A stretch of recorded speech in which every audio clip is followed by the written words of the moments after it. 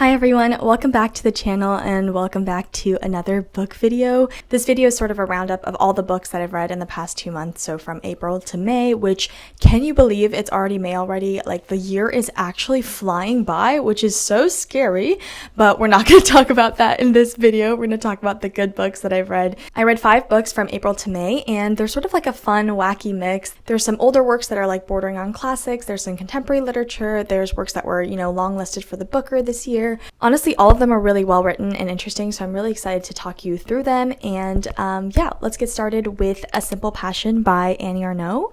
This is the second Ernaux book that I've read this year after The Years, which I talked about in my last sort of everything I've read so far in 2025 video, and I absolutely loved. One of my favorite books of this year for sure, and that kind of really put me on to Ernaux's writing. Obviously, it's not like she was unknown. She did win the Nobel Prize, so she's a pretty well-known writer, but I'm so glad to have discovered her this year. I just feel like her writing style is so unique and fresh and just very sharp and honest, which I really love. But this is one of her shortest books. I'll put the page count on the screen, but I actually finished it in one day. I think anyone could kind of finish it in one sitting. It covers the experience of a really intense love affair that she had, I think, in like her 40s or 50s with a man who was already married and was a diplomat, so it would be like in and out of the country. And sort of like all the morals of that aside, it's such an honest expression that's really condensed about all the feelings that one has when going through such an intense like desire for someone else, a longing that can't always be satisfied, and like an obsession with someone and one's relationship to them that is also very short-lived, because she also goes through sort of like the unraveling of the affair and what happens when it ends. I think the subject matter has been covered in so many different ways throughout so many different books, but what makes Ernaux's really special is, first of all, that she doesn't say anything that she doesn't need to say. Like I mentioned, it's really short, and the sentences are also very sharp and condensed, and each one kind of adds a new layer to what she's feeling during this time. And also, I think what I really love and respect about her writing, and I find really fascinating, is that she always talks about how she wants to write as objectively as possible about her own life, and it's almost like putting her own life under a microscope and just sort of trying to understand and dissect what she's feeling and why. And I think I find this really refreshing because it almost has like an inherent humility to it, if that makes sense. Like, she's not trying to say that she was completely right and that this was like the best decision she's ever made, or that she was in her right mind during this time. In fact, I feel like she's actually admitting that she went a little wild and like lost herself in this, but that is what she's really fascinated by, like how a person can almost lose themselves in this love affair. And that's sort of what like the book acts as. It's like a study of herself almost, and I find that like self-reflection so interesting and so compelling to read, even though I'm like not as invested in the love affair, for example. And I enjoyed the writing and sort of translation of this book so much that I wrote down a couple of quotes when I read it that day. But I feel like this one sort of encapsulates how Ernaux approaches her writing and sort of like the best aspects of her writing. So she says, "Sometimes I wonder if the purpose of my writing is to find out whether other people have done or felt the same things, or if not, for them to consider experiencing such things as normal. Maybe I would also like them to live out these very emotions in turn, forgetting that they had once read about them somewhere." I think you can really see how like sort of clear and honest she wants to be, and how she also sees writing as sort of this act that connects sort of like the most innermost parts of ourselves. And I just really love that quote. I loved the book. And yeah, the only qualm I had about it was that I enjoyed The Years more. And so I gave it a 4 out of 5 on Storygraph. The next book is Witness by Jamel Brinkley, which is his second short story collection after A Lucky Man, which I absolutely loved. And these stories sort of tackle what it's like living in a New York City that's changing a lot due to gentrification, especially in the boroughs of Brooklyn or the Bronx, as well as sort of differences in generations and sort of changing relationships and understandings of like individuals versus communities. There's truly such a range of characters and situations in Brinkley's writing, which I always really love, and I think there's something for everyone. And he really shows sort of like the ups and downs and the ways that Black characters and communities show up for each other and support each other through a changing society, through a changing city. More than anything, I just find his writing so beautiful. I just think there's so much heart in it. He has a lot of like really startling imagery, and he has a way of making you really love his world and his characters. A true exception to a lot of sort of contemporary American literary fiction. If you watched my last video, I ended up giving the collection a 3-star review on Storygraph though, and the only reason for that is that I found that there was a little bit of inconsistency of the quality of the stories. Like, some of them were absolutely incredible, like some of the best things I've ever read, and then other others felt a little bit too heavy-handed, or they didn't quite work. Like I wasn't really sure why the story was being told, if that makes sense, or like what the point was. And so yeah, there was just a tiny bit of whiplash there, but overall I just really love Brinkley's writing. I will read anything he writes, honestly, so I was just excited to read his second collection. Next, I feel like it's a good time to talk about Prophet Song by Paul Lynch, which I talked about in my last reading video. I said I was currently reading it, and I actually ended up not finishing the book, and I wanted to let you all know why. I had a lot of comments on that video of people who loved this book, and I know that a lot of people really adored it. It also won the Booker Prize, I think, last year, so I had really high expectations going in as well.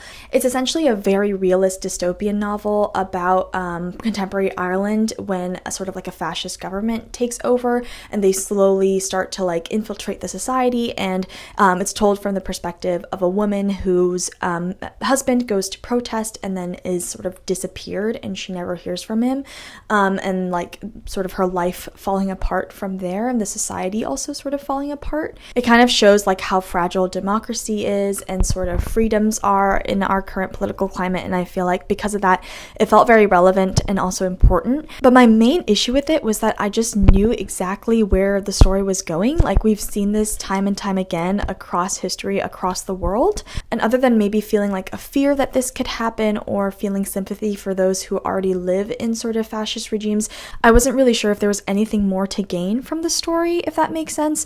The writing was really unique, and I think that was a big reason why it won the Booker as well. Like he just has a really cool writing style, but it also is not the easiest to read, and so I feel like that combined with sort of the lack of like personal connection I felt to the main character, as well as sort of like the complete predictability of where the plot was going because it's so realist, just kind of turned me off, and I was slugging through, and then I just decided not to read it altogether.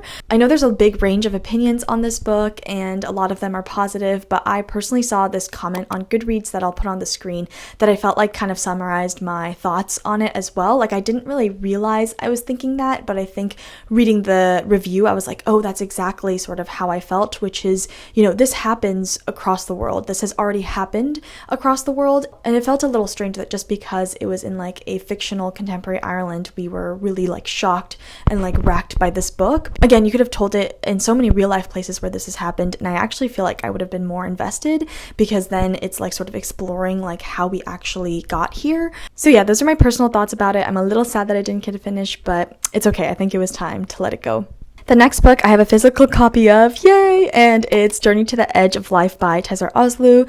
I talked about this book in my sort of like spring reading, spring cleaning vlog. So I finished it after buying it during my trip to San Francisco, and it's a really recent publication. It came out in April, and it's a translation from Turkish, but the book itself is actually pretty old. I think it was published in the 80s, and it's about the author, sort of like a fictionalized account of her traveling to the grave sites of her favorite authors, as well as sort of confronting like her own existentialism and sort of feeling like, you know, what is the point of life? What is the point of doing art, writing, and sort of trying to find those answers within the stories of these writers as well. I'll keep it short because you can see my sort of like more detailed thoughts in that video, but the book is a little bit disorienting to read. There's no set timeline, so you're not really sure where you are because she goes between like places and times and grave sites like very quickly, and sort of it's all in like this one flow sort of stream of consciousness kind of writing, but at the same time there are so many lines that really struck me that I underlined, and just were really beautiful about sort of writing, about literature, but also just about trying to live and like kind of confronting yourself through like depression or anxiety or just like a sense of existential dread, and I felt like it was so contemporary in that way, if that makes sense. Like the voice felt like it was dealing with so many things that people talk about now, that writers are addressing now, and I feel like a lot of readers would enjoy that, so I wanted to kind of give her some hype. Again, like I mentioned, it's not the most like coherent and easy to read book in the world, but if you want to get kind of lost in one person's psyche and sort of all their experiences of a bunch of different places and sort of feeling lost in themselves, I think it's a really cool read, and something I would definitely recommend. And I also gave this one a 4 on Storygraph as well.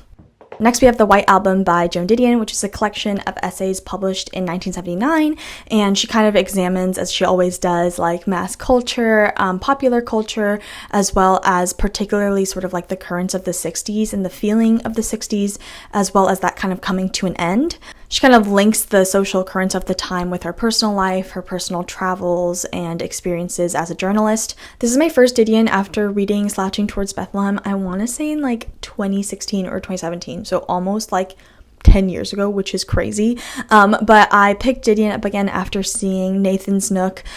He had like a really great tier list video of Didion's work that I'll link down below, and it kind of put her back on my radar again. I will say, like, sort of criticism and like nonfiction essays about like art and culture are not necessarily my favorite thing.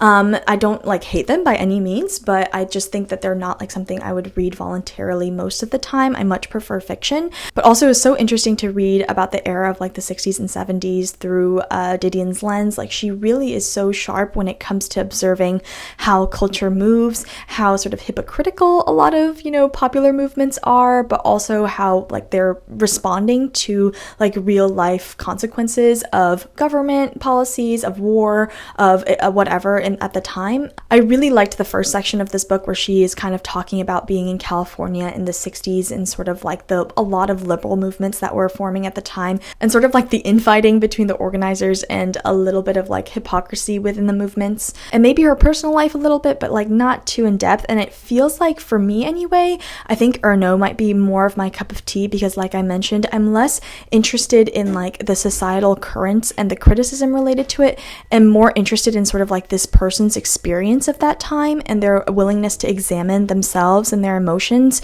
And for me, I just felt like Erno does something very similar, but has a little bit more energy and sharpness and sort of like more of a willingness to be actually involved with the time, if that makes sense. Whereas Didion, I think, maybe purposely tries to remain like very detached, and I think that is interesting on like a criticism level, but not as interesting to me on like a reader level. So yeah, still super glad I read it though, because she is such an iconic writer, and I ended up giving that one a 3.5 on Storygraph.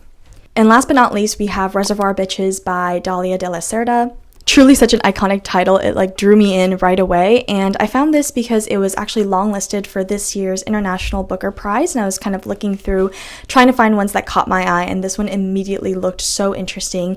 It's a short story collection of 13 short stories about various women in contemporary Mexico. There's a real range of women from the working class to the upper class. There's friendship, there's sisterhood, there's trans women, and each of them are sort of using their various hands that they've been dealt to sort of find control and exert power over their lives as women in like a very patriarchal society. I would say huge trigger warning for sexual assault and feminicide, but it actually deals with these topics in the least bleak way possible, if that makes sense, which it's still obviously incredibly difficult to read at times, very sad, because there is a lot of like death and characters that come close to death throughout this short story collection. And this is like the sort of main reason that I love this collection so much. The voices of these characters are so funny, so sharp, and they don't give like a flying F about the society that they live in. They're so brutally honest, and also like, you know, just say what they want, which I feel like is exactly why it is such a powerful collection. It really shows all these women as like sort of like the smart, loyal, and also very like ambitious and almost like, you know, cunning people that they actually are. And yeah, it's just one of like the coolest and probably most important short story collections I've read in a while. Especially the last story was so brutal to read, but I love that she makes you connect with the characters, so that when there are really difficult things that happen in the books that also happen in our world, it's not about like stats or just like how horrifying these acts are or whatever, but actually about the emotion of losing a friend or losing a family member, or also being scared for your own life or whatever. And again, not in like sort of like a very depressing way where you lose all agency and you just kind of give up, but trying to find your way through that sort of like knowing your worth, knowing the worth of these women around you. And yeah, I just think it's so fun. There's such a range. None of the characters honestly are in the same situation or feel the same, but they're also so interconnected in their experiences as women in Mexico. And one small thing I really appreciated was that, unlike other short story collections, each story just really kept it as short as it needed to be, which I loved. Like, it didn't go into like other fluff about the characters or whatever. We just got in, saw the main point of the story, and got out, and I loved it. That was super fun. And it just keeps you you on your toes, keeps you thinking, and yeah, this one really flew by. To be fair, I've not read the rest of the Booker long list. I'm going to try and find sort of the most interesting ones and read them, but I'm a little sad that this one didn't make it to the short list because I did really love it. I gave it a 4.5 on Storygraph, and it was a great place to end off sort of the reading for this month.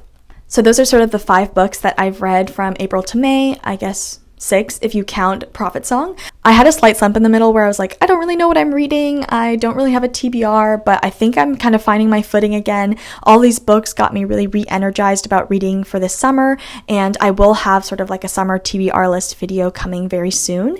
Otherwise, right now, I'm reading Greek Lessons by Hangang for one of my classes, so I'll tell you guys about that in a bit, as well as a lot of Korean literature just for my job. Everything is sort of ramping up related to my translation job right now, and so I'm just trying to like manage that as well. Lastly, thank you for all your interesting comments on my last book video, and I'm super excited for the book club. Thank you for all those who signed up. It's really an overwhelming response, so I'm excited to sort of like recalibrate. I'll organize how it's going to work and get in touch really soon, probably around early June. So look forward to that. Let me know if you've read any of these books and what you thought, as well as sort of like your recent recs, especially going into the summer. I'd love to hear what you think. Otherwise, I hope you guys have had a really good month, and I'll see you in the next one. Thanks for watching. Bye!